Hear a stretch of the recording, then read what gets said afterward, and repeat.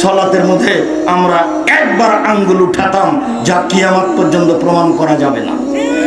ওটা একটা বিদআত আমল। এখন আমরা চলমান আঙ্গুল উঠাই, এ দিয়ে শয়তানকে হত্যা করা হয়। একটা ভালো আমল চালু হয়েছে। আসসালামু আলাইকুম। আল্লাহর অশেষ মেহেরবানিতে আশা করি আপনারা সবাই ভালো আছেন। আজকে যে বিষয়টি নিয়ে আলোচনা করা হবে সেটা হচ্ছে বেদাত। আল্লাহকে খুশি করার জন্য আমরা অনেক ধরনের ইবাদত করি, এর মধ্যে কোনটা নবীর তরিকায় হচ্ছে এটা আমরা কেউ খেয়াল করি না। রাসূল যেভাবে আমল করেছে ঠিক সেভাবে আমল করার আমাদের চেষ্টা করতে হবে। তাই আজকের স্লোগান, বেদাতকে বাতিল করি আর রাসূলের সুন্নাত আঁকড়ে ধরি। তো চলো আজকে রাজ্জাক বিন ইউসুফের বিবরণীতে আমরা কয়েকটি বেদাত সম্পর্কে জেনে নিই। সালাতের মধ্যে আমরা একবার আঙ্গুল উঠাতাম, যা কিয়ামত পর্যন্ত প্রমাণ করা যাবে না। ওটা একটা বিদআত আমল। এখন আমরা চলমান আঙ্গুল উঠাই, এ দিয়ে শয়তানকে হত্যা করা হয়। একটা ভালো আমল চালু হয়েছে।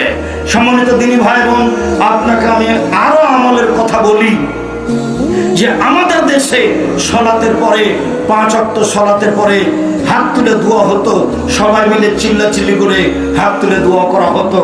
এখন এই বিদআত আমলটা উঠে গেছে, এখানে একটা সুন্নাত আমল চালু হয়েছে। আসসালামু আলাইকুম রাহমাতুল্লাহ, আসসালামু আলাইকুম রাহমাতুল্লাহ। এরপরে যা জিকির আজকার আছে সেটা হবে। এটাই হলো সুন্নাত। সবাই মিলে হাত তুলে দোয়া করে একটা বেদাতি আমল করে চলে যাবে, এটাই হলো বিদআত। সম্মানিত দিনী ভাই বোন, আমাদের সমাজে ছিল যে মানুষ মারা যাওয়ার সাথে সাথে তাকে কাপড় দিয়ে ঢেকে দিতে হবে, তারপরে তাকে কেবলামুখী করতে হবে। হ্যাঁ, কাপড় দিয়ে ঢেকে দিতে হবে এ কথাই ঠিক, তবে তাকে কেবলামুখী করতে হবে এ কথা ঠিক নয়, এটা বিদআত। তারপরে লোকটিকে ওযু দিয়ে গোসল দিতে হবে, এটাই সুন্নাত। গোসল ওকে বাম কাতে সইয়ে দিয়ে ডান কাতে পানি ঢেলে গোটা শরীরকে ভিজিয়ে সুন্দর করে 3 বার ধৌত করতে হবে। তারপরে সাদা 3টি কাপড়ের উপরে তুলে দিতে হবে। ডান দিকের কাপড় বামে, বাম দিকের কাপড় ডানে। এটাই হয়ে গেল গোসল। যদি আপনাকে খারাপ লাগে তাহলে আপনি বিশেষ অঙ্গ লজ্জা স্থান ধোয়ার সময় হাতে কিছু ন্যাকড়া ব্যবহার করতে পারেন। যদি খারাপ না লাগে কোনো সমস্যা নেই, সাথে সাথে পেট চেপে পেশাব পায়খানা বের করতে হবে, এটা হলো বিদআত। সাথে সাথে তাকে উঠাতে হবে, বসাতে হবে, এটা হলো বিদআত। সাথে সাথে গোসল দেওয়ার পূর্বে তার গোপ ছোট করতে হবে, এটা বিদআত। সাথে সাথে গোসল দেওয়ার পূর্বে তার নিচের লোম পরিষ্কার করতে হবে, এটা বিদআত। সাথে সাথে গোসল দেওয়ার পূর্বে তার নখ ছোট করতে হবে, এটা বিদআত। শ্বাস বন্ধ হয়ে গেছে, সব কাজ বন্ধ হয়ে গেছে, আর কোনোটা চালু নেই। শ্বাস চলে যাওয়ার পূর্বে এগুলি সুন্নাত ছিল, এইগুলি করা জরুরি ছিল। এখন না, এখন শুধুমাত্র ওযু দিয়ে গোসল দিতে হবে। আমরা মানুষকে বলে আসছি এইভাবেই কত সুন্নাত সমাজে বেদাত হিসেবে ছিল, সেগুলো উঠিয়ে দিয়ে সুন্নাত চালু করার প্রাণপণে চেষ্টা করছি। লাশকে সামনে রেখে কোনো বক্তব্য চলবে না, শুধুমাত্র ঋণের কথা বলা হবে। এমপি মন্ত্রী কারো বক্তব্য এখানে চলবে না, শুধুমাত্র ঋণের কথা বলে জানাজা পড়াতে হবে, এটাই সুন্নাত। সাথে সাথে লাশটাকে নিয়ে যাওয়ার সময় আগে মাথা পিছে পা, নইলে বেদাত হবে, এগুলো কথা নয়। যেটা সুবিধা হবে সেটা নিয়ে যাবে। ঘাড় পরিবর্তন করতে হবে, এটা বিদআত। প্রয়োজনে 10 বার কাঁধ পরিবর্তন করব, এটাই সুন্নাত।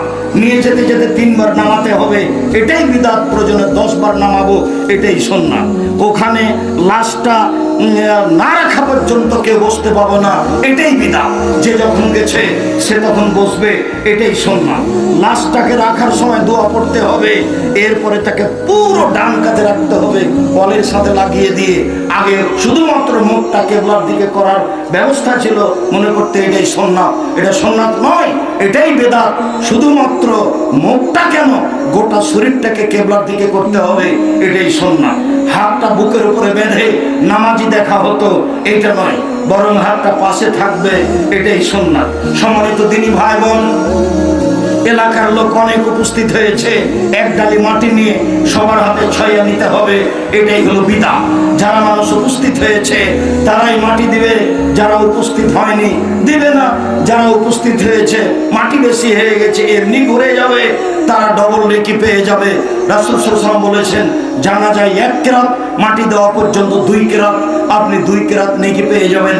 1 কেরাত হলো ওই পাহাড়ের সমান।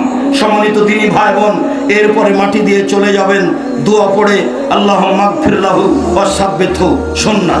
এখন আপনি সবাই মিলে হাত তুলে দোয়া করবেন, এটা হলো বিদআত।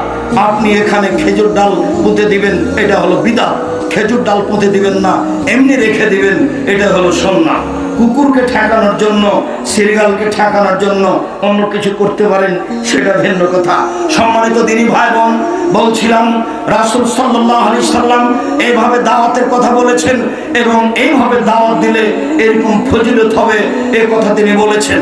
আর একটু আপনাকে অবগত করাই, পৃথিবীতে যারা দাওয়াত দিতে অলসতা করে, পৃথিবীতে যারা দাওয়াত দিতে অলসতা করে, আচ্ছা যাক পরে বলবো, আচ্ছা যাক কোনদিন বলবো, আচ্ছা বললে কি আর না বললে কি, এইভাবে থাকে যারা, যারা ধ্বংস হচ্ছে, এরাও সেভাবে ধ্বংস হয়ে যাবে।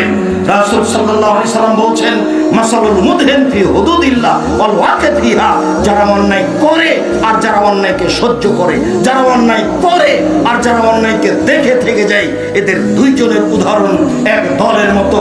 যে দল ইস্তাহাম সাফিনা, একটা নৌকা ভাড়া নিয়ে লটারি করেছে, ফাসারাবাজুম ফি আলাহা ওয়া সারাবাজুম ফি আসফালিহা, লটারির মাধ্যমে কিছু লোক উপরে হয়েছে, উপর তলায় স্টিমারে, আর কিছু লোক নিচে তলায় হয়েছে। ফায়ামুরু আলাল্লাযিনা ফি আসফালিহা আলাল্লাযিনা আলা আলাহা, যারা নিচে আছে তারা পানি আনতে উপরে যায়, ফাতাজাবিহি, তখন উপরের লোকের অসুবিধা হয়। আপনারা পানি আনতে উপরে আসেন, পানি নিয়ে গেলে জায়গা ভিজে যায়, এত ঝামেলা করিয়েন না। তখন উপর থেকে লোকটা নিচে এসে ফাসান, একটা কুড়াল নিয়েছে, ও জালায়ান করে আসফালা সাফিনা, একটা কুড়াল নিয়ে নৌকার স্টিমারের নিচের দিক ছিদ্র করতে আরম্ভ করেছে। উপর থেকে এসে বলছে, মালা দোস্ত কি খবর, তুমি এভাবে নিচের দিক ছিদ্র করছো কেন? তখন লোকটা বলছে, দেখেন উপরে পানি আনতে গেলে আপনাদের অসুবিধা হয়, আর আমাদের পানিরও খুব প্রয়োজন, তাই নিচের দিক ছিদ্র করে পানি বের করছি। রাসূল সাল্লাল্লাহু আলাইহি সাল্লাম বলছেন, পৃথিবীর মানুষ শোনো, আনজাহু, ও যদি নিজেকে ঠেকায় তাহলে তাকেও বাঁচাতে পারবে, স্টিমারের সবকে বাঁচাতে পারবে। তারাকুহু, ও যদি ছেড়ে দেয়, যাক ওর যা মনে লাগে করুক, আহলাকুহু আহলাকুম ফুসাহুম, তাহলে নিজেকে ধ্বংস করবে, স্টিমারে যত লোক আছে সবাইকে ধ্বংস করবে। স্টিমার ডুবে গেলে কেউ রক্ষা পাবে না। হাদিস বুখারী মুসলিম। আলহামদুলিল্লাহ, আমরা যে বিদাত সম্পর্কে জানলাম সেটা বাতিল করে সুন্নাত অনুযায়ী জীবনকে পরিচালনা করতে শিখি। আজকে এই পর্যন্তই। আল্লাহ হাফেজ। আসসালামু আলাইকুম রহমতুল্লাহ ওয়া বারাকাতুহু ওয়া মাগফিরাতুহু।